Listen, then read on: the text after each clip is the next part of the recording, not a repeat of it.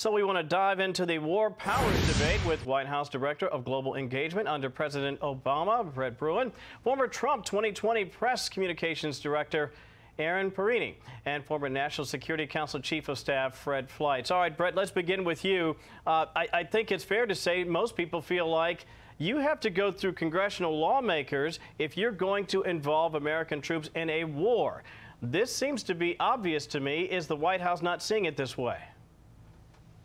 No, Kevin, I think what the White House is seeing right now is a potential threat to American citizens in Ukraine, as well as our NATO allies and Ukraine itself. And so there are certain powers that are vested within the presidency, vested within the commander-in-chief, and that is what I think is necessary in order to keep our nation safe and, quite frankly, to keep the confidence of our allies strong. Aaron, a lot of people in Washington, and I imagine elsewhere around the country, simply feel like, what does this have to do with me? Does it help the guy in the Barca Lounger in Ames, Iowa? Why are we over there? And in particular, why are we endangering American forces when the border between Ukraine and Russia would appear to be, for many, a problem between Russia and Ukraine?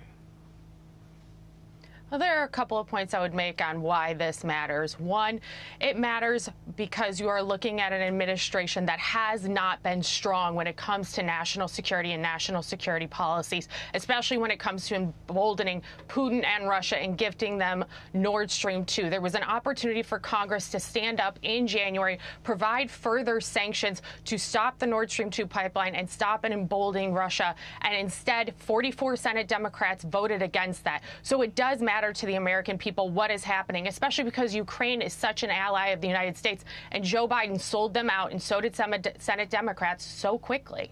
Fred, I just wonder, it seems that the U.S. is very strong about what may be happening between the Russians and the Ukrainians, and yet it doesn't appear to have taken on the same level of urgency, at least among some of the powers in Europe. Am I misreading that? I don't see the Germans, for example, overly exercised about this possibility. Am I wrong?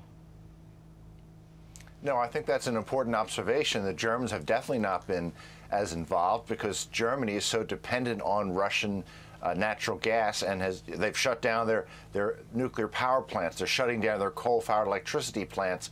NATO really has been divided. We see members of NATO, European leaders meeting with Russia separately. The French have convened meetings with the Germans, the Ukrainians, the Russians without the United States. So I think Putin has achieved something here. He has divided NATO to a certain point. But I also would argue that one problem here is that Ukraine is not a NATO member. And we're not going to send American troops into a country like that, which would start possibly a nuclear war with Russia when Ukraine's not a member of NATO. It's a difficult position. We have to stand our ground on self-determination and the rule of law, but no troops can go into Ukraine. Yeah, very interesting that you point that out. I want to bring you back into the conversation, Brett. There are American forces in Ukraine at this very hour. The administration acknowledging that they are clearly in harm's way as long as they are on the ground. If you're advising this administration, what would be the #1 bit of advice you might give them? Well, I think, one, we've got to up our game. It's a football weekend. Vladimir Putin is playing in the Super Bowl of international strategy, and we're still, unfortunately, trying to figure out how to get the ball down the field. And I think it's unfortunate because we've lost confidence from a lot of allies, and that is why I think you're seeing the kind of divisions and the doubts in Germany, France, elsewhere in Europe. So we have got to put forward a much stronger strategy. You know, today we heard from Jake Sullivan a warning to Americans. I think we need a much stronger warning to Vladimir Putin, and not just slapping on a few more economic sanctions. You know, Aaron, whenever I think about this administration and its broad support from the mainstream media, I think that pretty much goes without saying, and yet there have been some, even the New York Times, wondering if this particular administration is in a particularly weak position as it relates to trying to rein in Russian aggression. What is your sense as we look now, perilously perhaps, at the next 24, 48, 72 hours?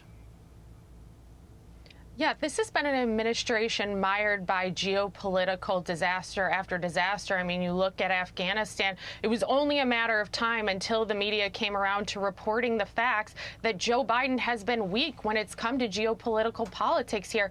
He has emboldened Putin.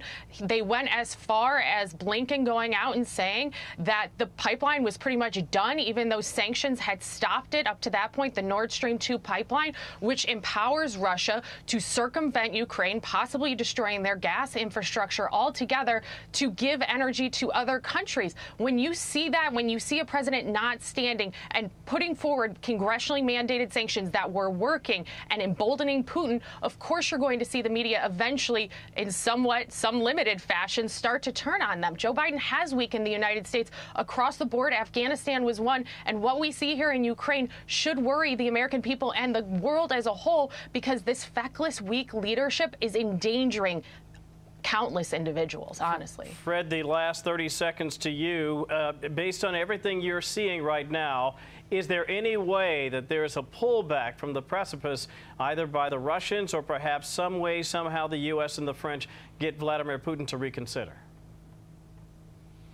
I think an invasion is inevitable, not simply because of the accelerated troop buildup, but because of the way British and French officials were snubbed this week when they visited Moscow.